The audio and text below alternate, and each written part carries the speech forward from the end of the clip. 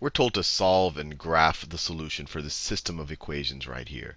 And the first thing that jumps out at me is that we might be able to eliminate one of the variables. And if we just focus on the x, we have a 4x here, and we have a 2x right here. If we were just to add them right now, you would get a 6x. So that wouldn't eliminate it. But if we can multiply this 2x by negative 2, it'll become a negative 4x. And then when you add it, they would cancel out. So let's multiply this equation, the second equation, by negative 2.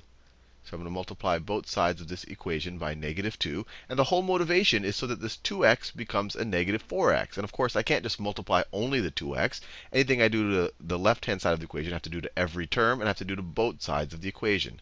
So the second equation becomes negative 4x, that's negative 2 times 2x, plus, well, you have negative 2 times negative y, which is plus 2y, is equal to 2.5 times negative 2 is equal to negative 5.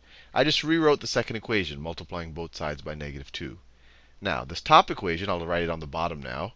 We have 4x minus 2y is equal to positive 5. And now we can eliminate. We can say, hey, look, the negative 4x and the positive 4x should cancel out, or they will cancel out. So let's add these two equations.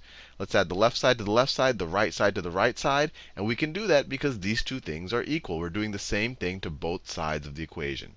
So what do we get? If we take our negative 4x plus our 4x, well, those cancel out.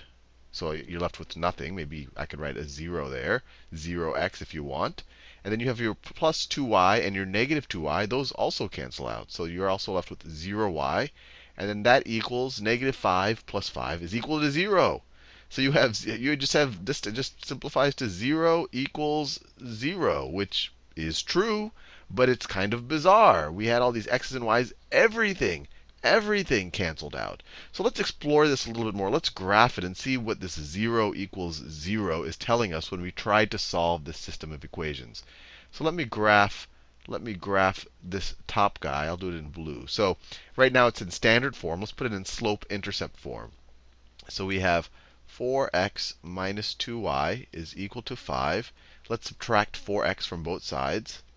Subtract 4x. I want the x terms on the right-hand side.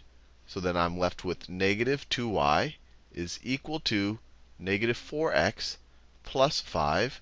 Now we can divide both sides by negative 2.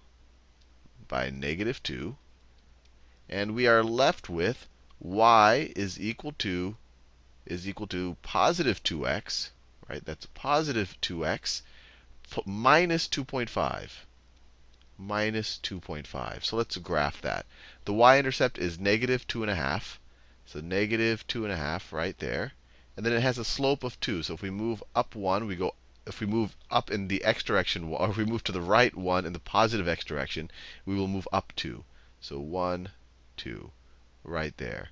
And if we were to do it again, we move up 1, 2, just like that. So the line's going to look something like this. Try my best to draw a straight line.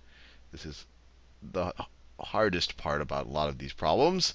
There you go. So that's the top equation. Now let me draw the bottom equation. Let me draw, and I'll do it in this green color. So this bottom equation was 2x minus y is equal to 2.5. And we can subtract 2x from both sides. Let's subtract 2x from both sides. The left-hand side becomes negative y is equal to 2x plus, or is equal to negative 2x plus 2.5. Now let's multiply or divide both sides by negative 1. And you get y is equal to positive 2x minus 2.5. And let's try to graph this. And you already might notice something interesting about these two equations. If you try to graph this, the y-intercept is at negative 2.5 right there. The slope is 2. So it's going to be this exact same line. It's going to be this exact same line. And you saw that algebraically. I didn't have to graph it. These two lines have the exact same equation when you put them in slope-intercept form. That's the first equation. That's the second equation. So what this 0 equals 0 is telling us is actually that these are the same line, that these actually have an infinite number of solutions.